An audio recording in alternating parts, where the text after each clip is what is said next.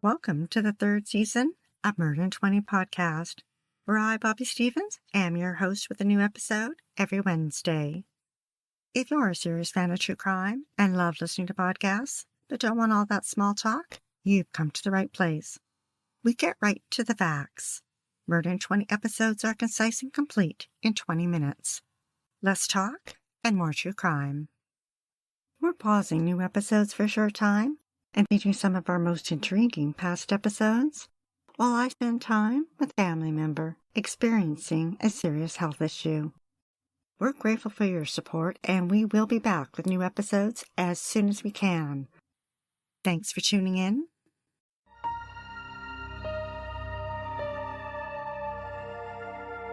Every spring, excitement mounts across the country as people attend the county fair. Visions of rabbits and cows amongst the hay. The smell of cotton candy and mini donuts wafts through the hot, humid air. The carnival games attract players to their booths with stuffed animals hanging from the walls, and the carny yelling out, "We got a winner!"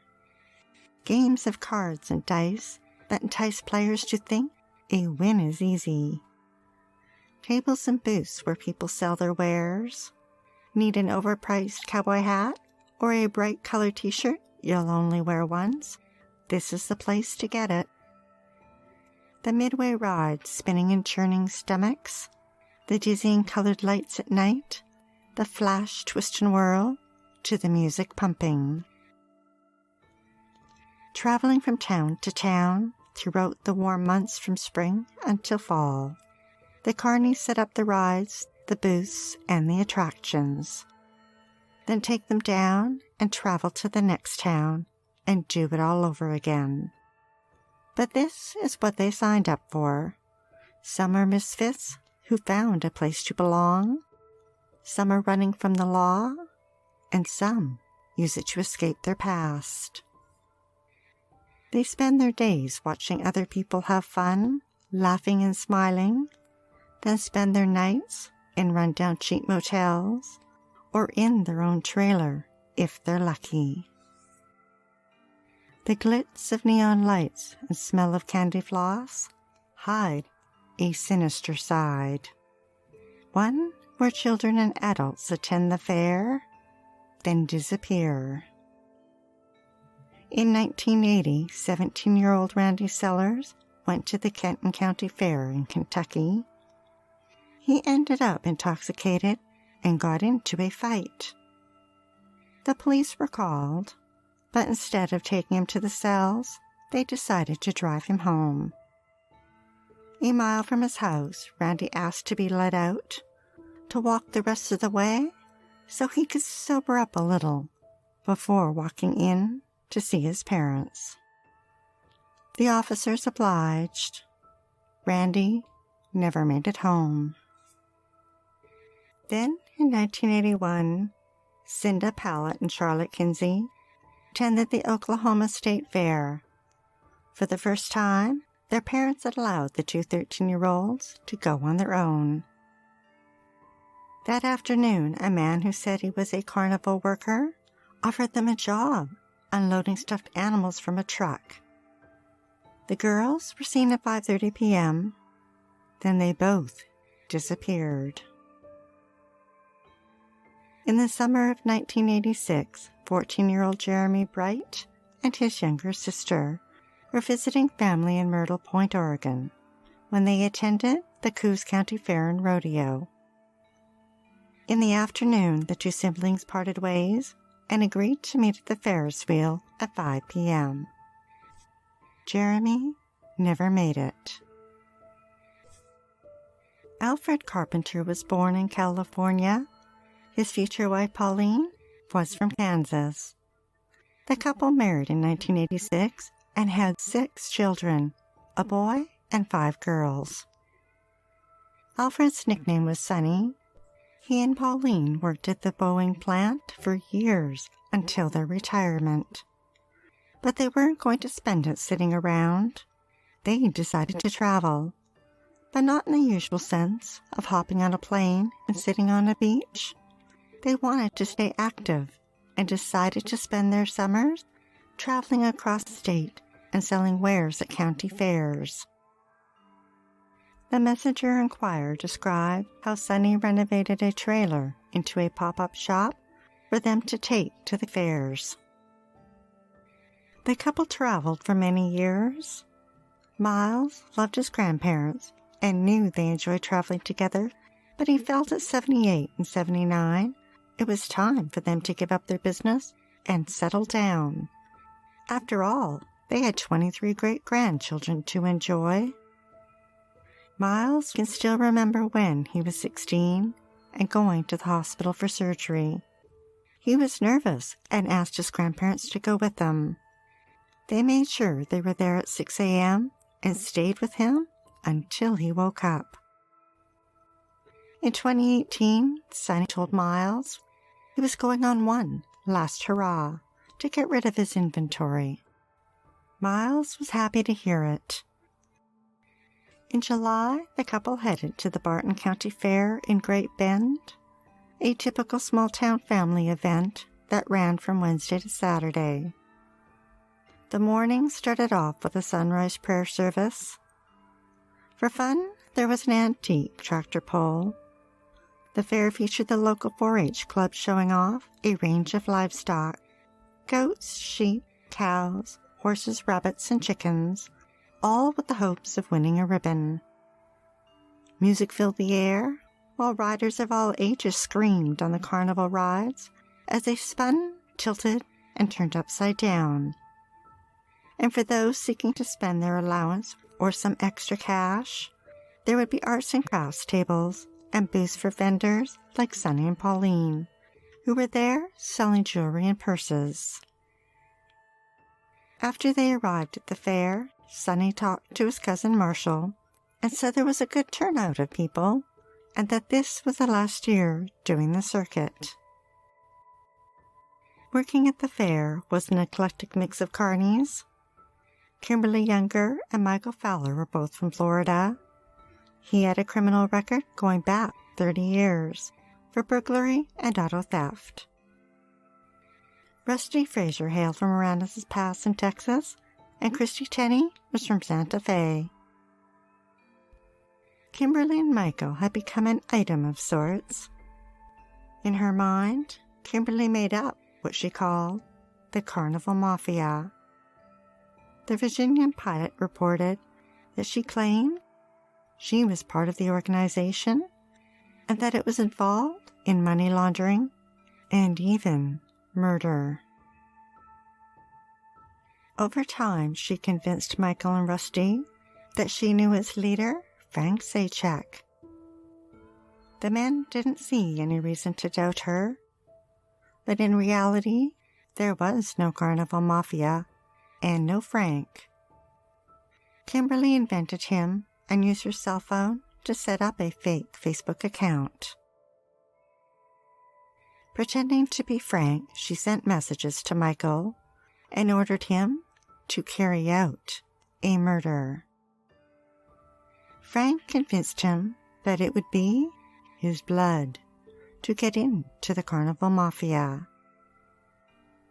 For his initiation, they needed to find a victim, someone who would be easy and not put up much of a fight. Michael and Frank looked around at their options and selected their target, an older couple working at the fair. They set their sights on Pauline and Sonny, a couple who were unknowingly surrounded by evil, and simply in the wrong place at the wrong time. Michael picked the couple because they were old. They were alone and vulnerable. Together, Kimberly, Rusty, and Michael devised a plan. First the murder, then they steal their possessions, and Michael planned on how they would clean up after the murders and dispose of their bodies. The smell of food wafting through the air ceased. The rides creaked to one last stop.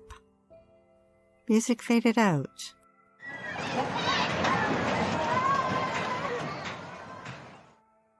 and the neon lights went dark as the crowd filed out between the gates.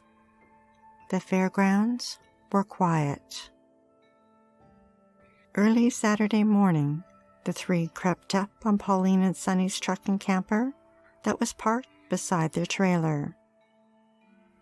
Court records revealed that Sonny was already up and outside, while Pauline was still inside sleeping. Kimberly distracted Sonny by luring him to a space between the camper and trailer and talked to him about the possibility of him selling them. Then Michael snuck up behind Sonny and put him in a headlock, pulled out a large knife, and tried to slice his throat. But Sonny surprised him and resisted. The two struggled. Rusty knew he had to do something. He stepped in and stabbed Sonny in the chest. Michael pulled out his Ruger 9mm and shot Sonny. Then he went to the camper and turned the gun on Pauline and shot her twice in the head. Rusty dragged Sonny over to the camper and laid him inside on the floor. The couple, who spent all their days together, died together. At 2:30 a.m., Michael sent a Facebook message to Frank saying, "It's done. They're dead." Frank replied, "Good job. Now get out." Michael replied, "I'm trying to calm down right now." Frank told them to take deep breaths and that the first is always the hardest, and that he had pictures of the man and had sent them on to the heads of council. Then he stated, "The war is over."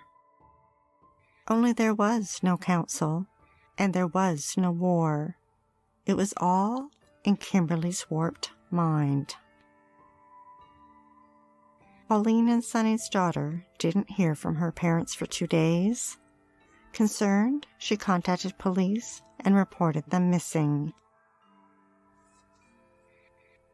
2 days after the murders, the threesome, along with Christine, drove the truck, camper, and trailer 320 miles to the Ozark National Forest near Van Buren, Arkansas.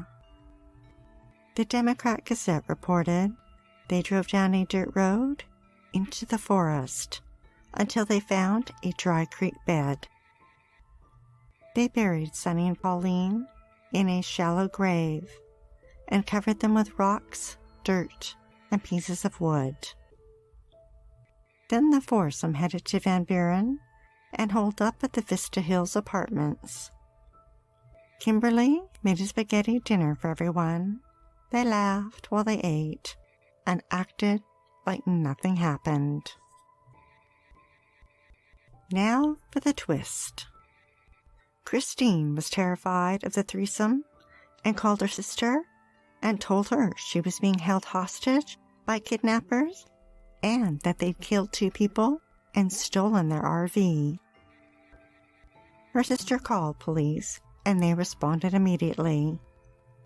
They found Christine and she admitted that she'd lied. Kimberly refused to give officers her name, which made them suspicious. Police looked around the apartment and found the costume jewelry Sonny and Pauline had been selling at the carnival. Then they noticed a camper with a bullet hole in the parking lot. Inside, they found garbage bags that contained Pauline and Sonny's clothes, and a heap of paper towels covered in blood, and 2 9mm spent shell casings. Police took all 4 in for questioning. The first to break were Christine and Michael, who told them where they would find Sonny and Pauline. Later, Kimberly told them where they could find the Ruger 9mm. Police reviewed the Facebook messages from Frank and discovered the messages had come from an account on Kimberly's cell phone.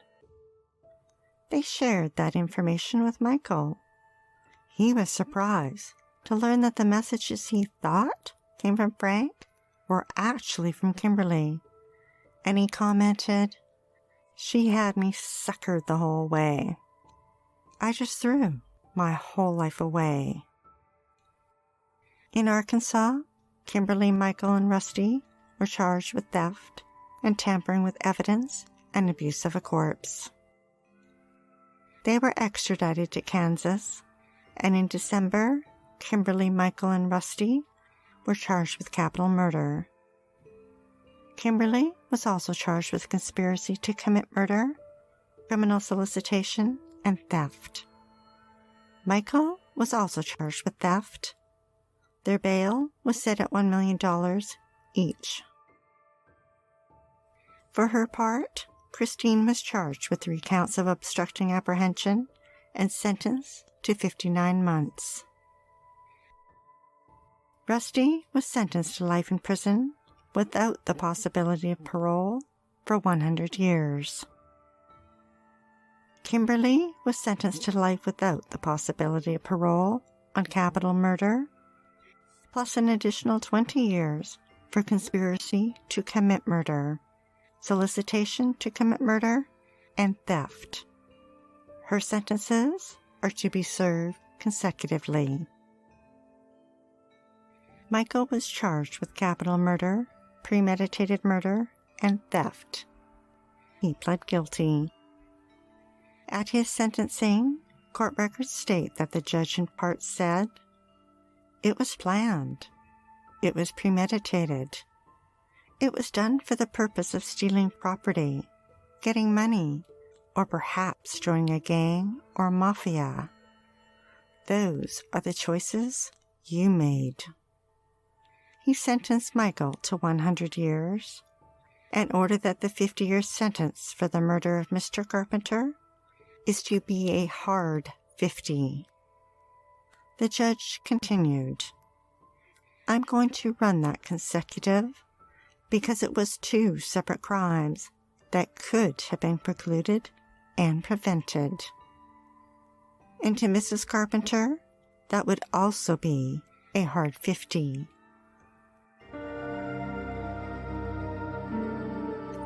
Thanks for listening to Murder in 20, with less talk and more true crime.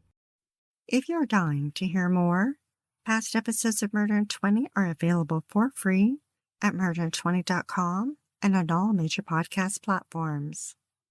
We love what we do and are dying to continue.